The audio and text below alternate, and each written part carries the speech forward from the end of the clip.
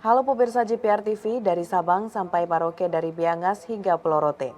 Bertemu lagi bersama saya Mona Azari Disak dalam program Juru Bicara.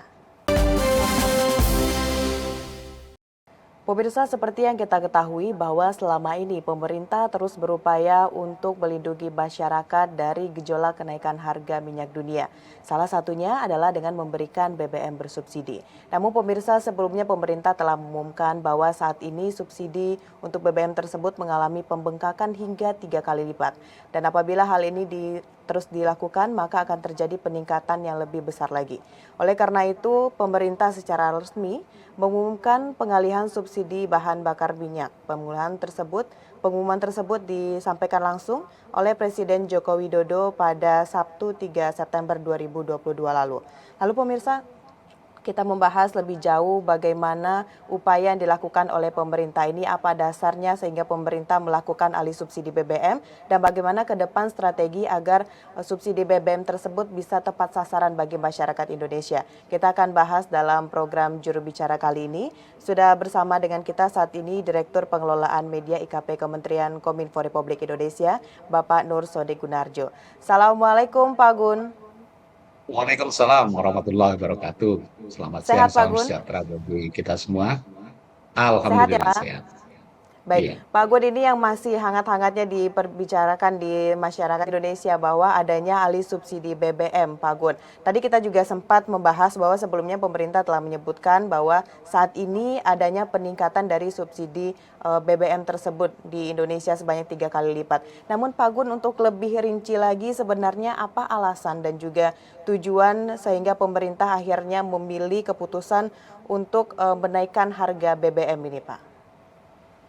Iya, baik.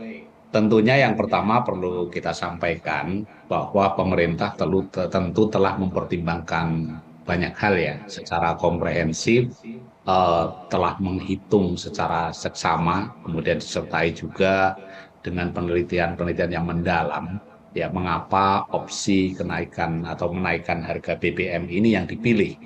Salah satunya alasan atau tujuan yang paling penting adalah agar subsidi BBM yang diberikan pemerintah ini menjadi lebih tepat sasaran.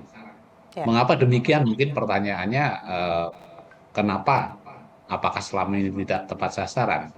Perlu kita ketahui bersama ya, bahwa saat ini lebih dari 70% subsidi BBM ini justru dinikmati oleh kelompok-kelompok masyarakat yang mampu secara ekonomi, yaitu para pemilik mobil pribadi khususnya yang cc-nya besar. Ya coba saja Anda cek di lapangan siapa yang membeli Pertalite dan solar. Iya, ternyata para pemilik kendaraan yang cc-nya dalam tanda kutip mewah itu mestinya uang negara ini harus diprioritaskan ya untuk memberikan subsidi kepada masyarakat yang kurang mampu. Data menunjukkan bahwa subsidi yang jumlahnya mencapai ratusan triliun rupiah yang diberikan ini justru tidak tepat sasaran. Lebih dari 80% anggaran untuk subsidi Pertalite, misalnya ya, selama ini dinikmati 30% dari penduduk terkaya di Indonesia. Dan hal yang sama juga terjadi pada solar, ya di mana solar ini juga kebanyakan dinikmati oleh orang kaya dan dunia usaha. Kurang dari 1 juta kiloliter solar yang benar-benar mengalir ke orang miskin dari total 15 kiloliter yang disubsidi pemerintah.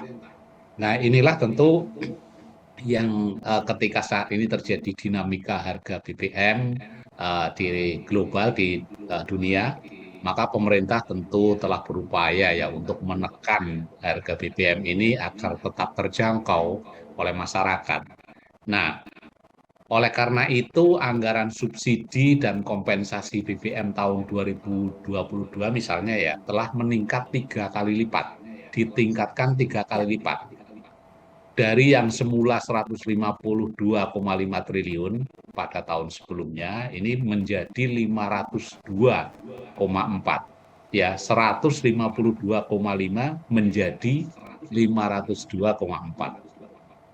Dan tidak hanya itu, Seiring dengan pengalihan subsidi BBM ini, pemerintah juga menambahkan bantalan sosial, ya dalam tanda kutip bantalan sosial bagi masyarakat.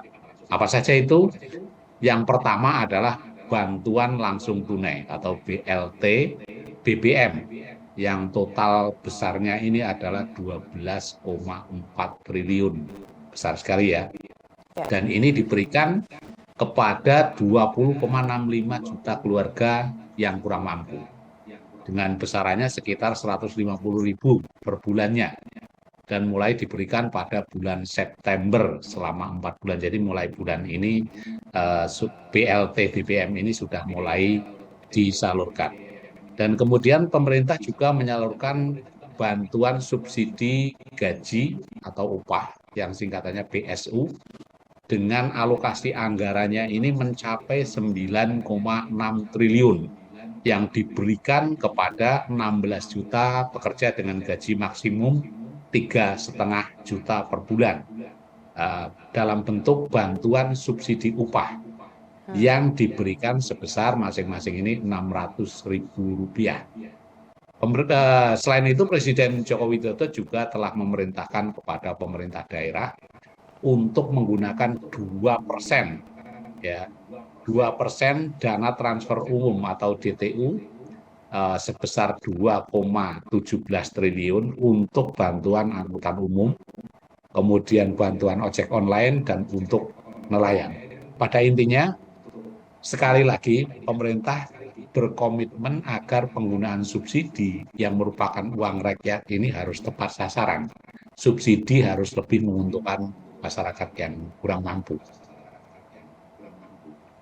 Baik, tentunya di sini kita lihat bahwa keputusan yang dilakukan oleh pemerintah, Pak Gun, untuk menaikkan harga BBM ini juga diikuti oleh adanya bantuan sosial tadi Pak ya, berupa ada BLT dan juga ada dari BSU tadi. Dan kita berharap ini benar-benar bisa membantu masyarakat terlebih dalam krisis kenaikan dari harga minyak dunia saat ini.